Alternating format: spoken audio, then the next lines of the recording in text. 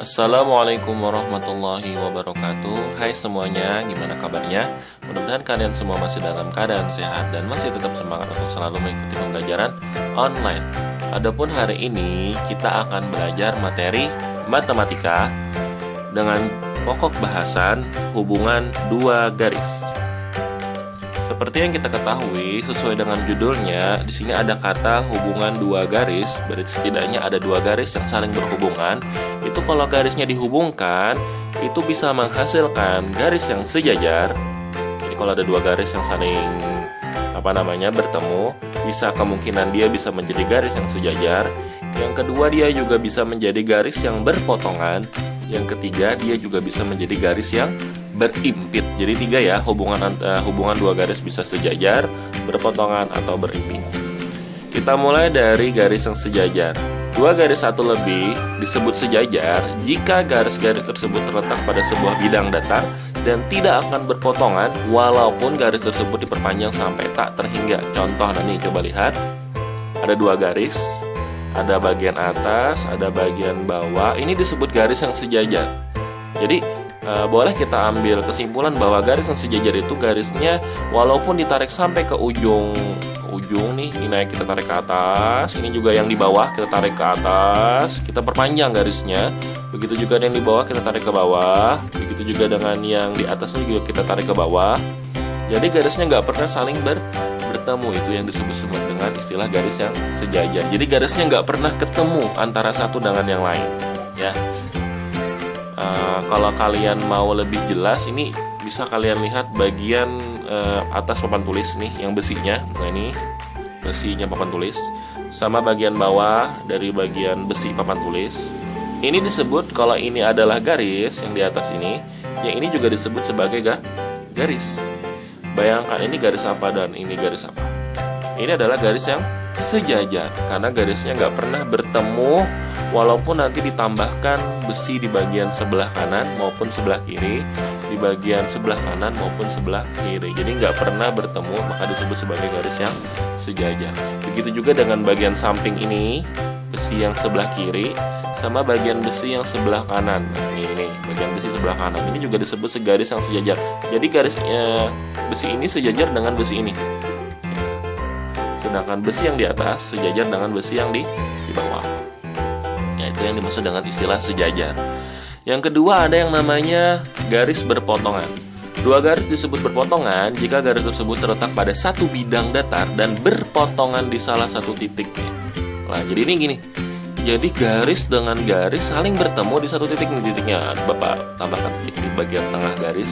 Jadi garisnya bertemu. Kalau sejajar nggak pernah bertemu. Kalau garis berpotongan itu dia berpotongan di satu titik, dia bertemu, ya. Seperti inilah. Ini contoh garis berpotongan. Terus yang kedua, ada yang garis yang disebut sebagai garis yang berpotongan tapi dia membentuk sudut 90 derajat. Ini garis berpotongan tegak lurus namanya, ya. Jadi kenapa disebut garis berpotongan? Karena dia bertemu nih di bagian tengahnya, dan ternyata pertemuannya itu membentuk sudut siku-siku atau sudut 90 derajat. Makanya garis siku-siku itu disebut garis yang berpotongan dan dia menghasilkan sudut 90 derajat. Kalau ini garis berpotongan doang, kalau ini garis berpotongan tegak lurus. Kalau tegak lurus ada 90 derajatnya, kalau berpotongan sudutnya nggak tahu, ya, nggak 90 derajat kayaknya, ya. Terus yang ketiga, ada contoh yang ketiga. Ini juga disebut garis yang berpotongan. Loh Pak, maka garisnya nggak ketemu. Nah, kalau ini kan nggak ketemu. Kalau nggak ketemu harusnya sejajar. Kenapa nggak disebut sejajar? Karena kalau ditarik ini kan ada garis bagian atas, ada garis bagian bawah. Coba bayangkan, kalau garis bagian bawah ini kita tarik ke atas, akhirnya kita tambahkan garisnya, kita perpanjang garisnya sampai ke atas. Akhirnya dia berpotongan. Nah, ya walaupun dia nggak ketemu, tapi kalau ditarik garis ini yang di bagian bawah arah ke atas, ini disebut sebagai garis yang berpotongan, ya. Walaupun sekilas dia nggak ketemu, tapi dia tetap dianggap berpotongan kalau di garisnya ditarik lurus ke atas, ya. Terus yang ketiga, ada yang namanya garis berimpit. Dua garis disebut berimpit jika kedua garis tersebut memiliki paling sedikit dua titik persekutuan. Contoh, nih, di dalam garis ada garis. Di dalam garis ada garis. Ini ada garis panjang. Di dalamnya ada garis yang yang pendek. Ternyata dia posisinya sama nih.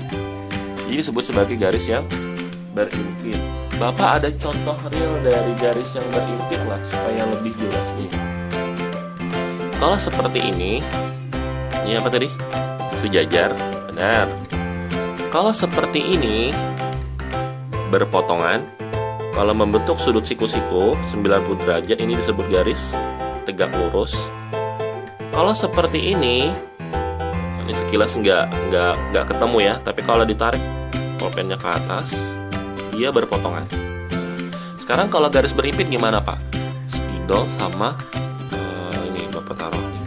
Spidol sama pulpen Bapak taruh di satu tempat yang sama. Nah ini namanya garis yang berimpit ya, karena dia berdekatan.